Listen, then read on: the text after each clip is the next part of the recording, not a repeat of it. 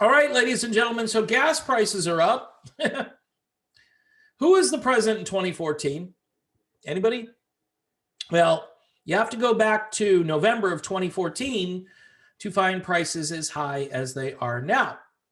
Weird coincidence, huh? Really wacky, weird coincidence. Now,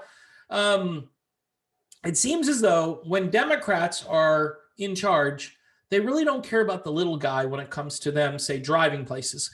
And here's the bottom line here. Let me just cut to the chase. They don't want you driving.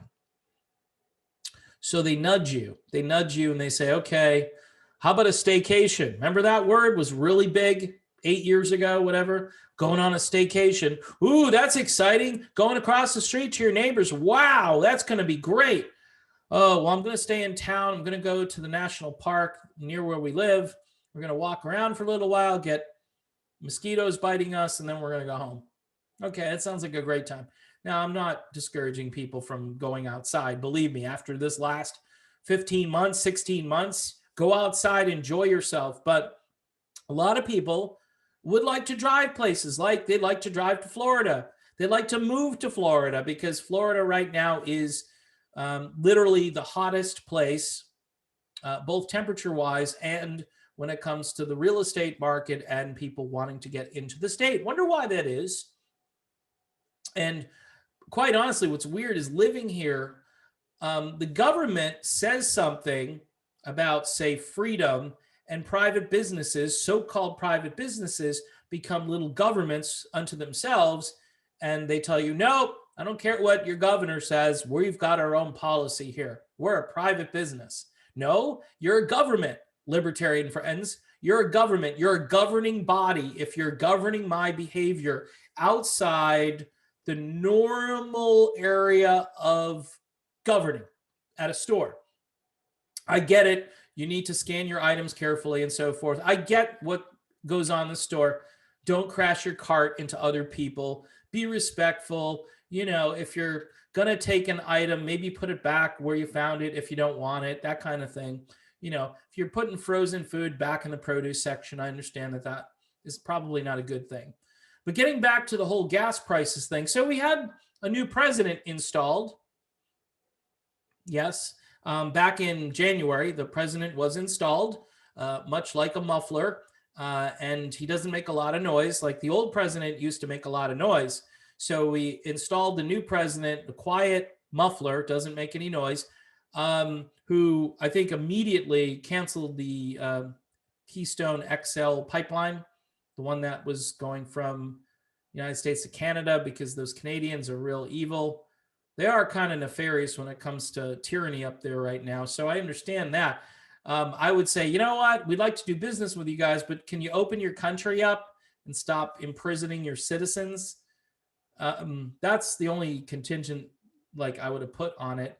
But so he cancels the pipeline, and then we have an infrastructure problem with another pipeline on the East Coast. But guess what? President installed goes over and says to Russia, hey, Russia, go ahead. You and Germany build that pipeline. And I'm like, what? So for those environmentalists out there who were all happy to put Joe Biden into office, you just shifted your if you believe in this stuff that the pipeline is causing all the problems. By the way, we're still bringing oil in from Canada, just not very efficiently because we're putting it into trucks, right?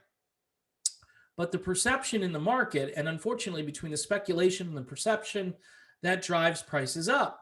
And yes, people are driving now because, oh, life is so much better now that everyone's vaccinated. Now that everyone's vaccinated, you can go out and you can drive. The bottom line is this: they don't really want you to drive. They don't. Because 7 years ago, and go back to like 2010, if you really want a fun time, when it was like $4 and $5 a gallon all across the country, and people were like trying to figure out how to put cooking oil in their car and see if they can run it on that. You know, I mean, this is what you get when government starts to pick winners and losers, and progressive policies to some degree, which aren't common sense, which aren't applicable in this situation. Yes. Do I want solar to work someday really well? Yes. Do I want wind turbines Okay, maybe, but if the wind stops blowing, you've got an issue.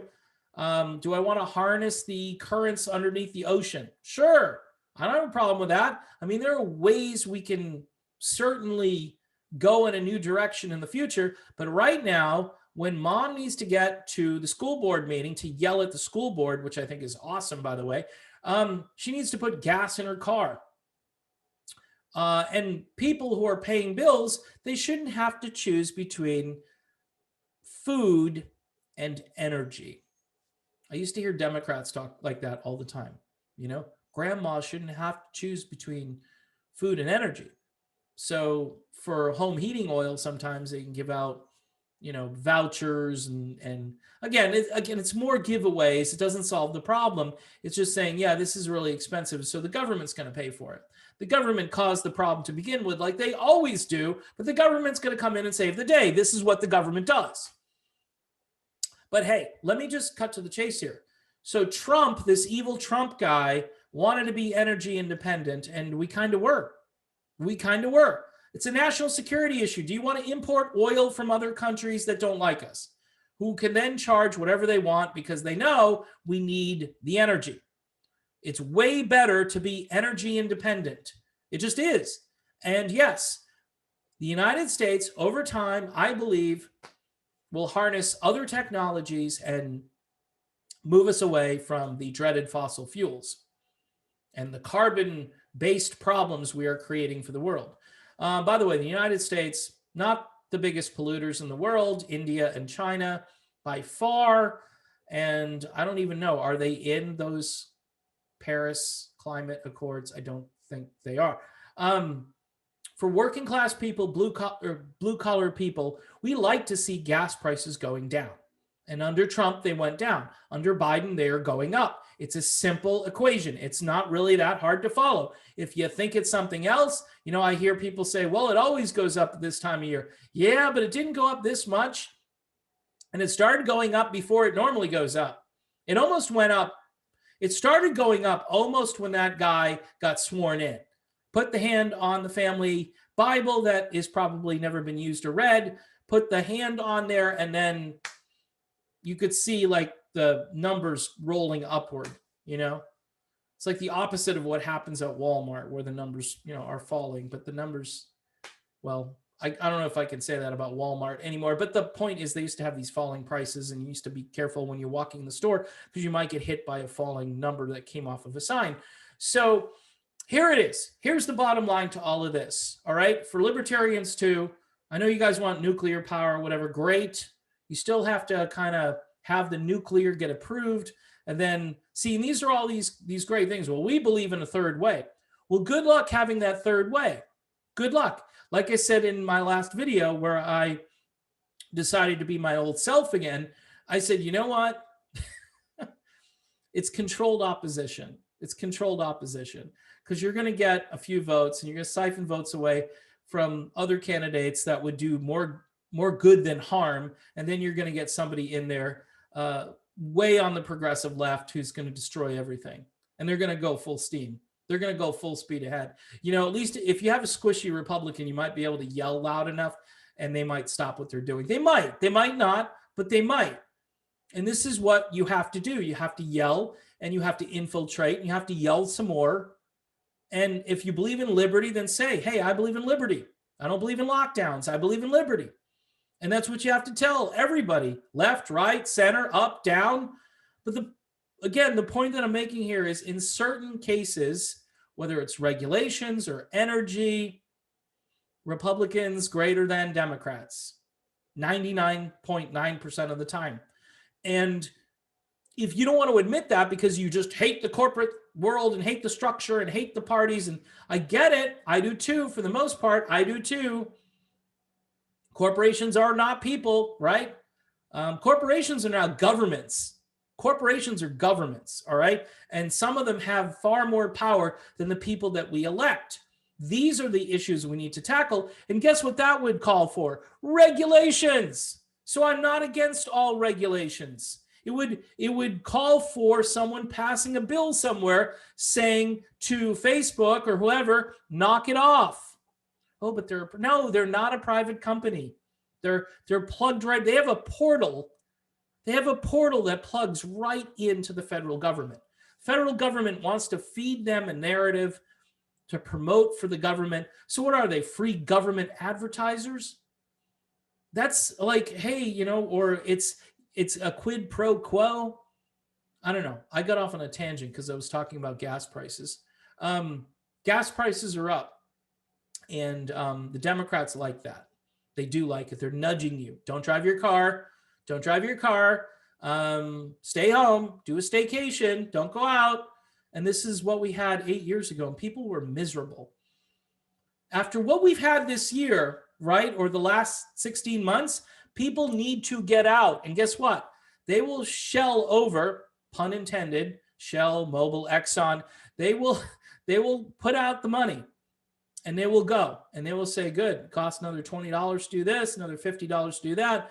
I want to get out of the house, which might actually make the economic numbers look good, but it's only going to be temporary because inflation and a crash. I mean, look at the housing market right now. I mean, if they can't produce lumber, they can't produce people, like they don't have enough workers to do this. Prices are going to continue to soar. And guess who's coming in? All the big time investors, like they did back in 2009. They're swooping in and they're buying up this stuff without even looking at it because they know it's a solid asset, whereas the dollar is a complete joke. So your gas prices will continue to go up based on that alone, the fact that the dollar is a joke. But we're not helping the situation by buying oil from Saudi Arabia and putting oil on a truck that could be in a pipeline. All right, that's my rant. Enjoy your day. And again, subscribe to the channel. I'd like to get new subscribers. It's kind of a new thing. New subscribers, check it out. There's a link too for Patreon. I never say this. It's affiliated with my other channel, but it is me as well. If you want to do $1 a month just to support this channel. This channel needs a lot of support because I think I made like $11 on this channel in the month of April or May or whenever. I haven't really checked lately. That's how bad it is. So if you'd like to support the channel, I'm cool with that. All right. Okay. Radical Independent Me signing off. See you soon.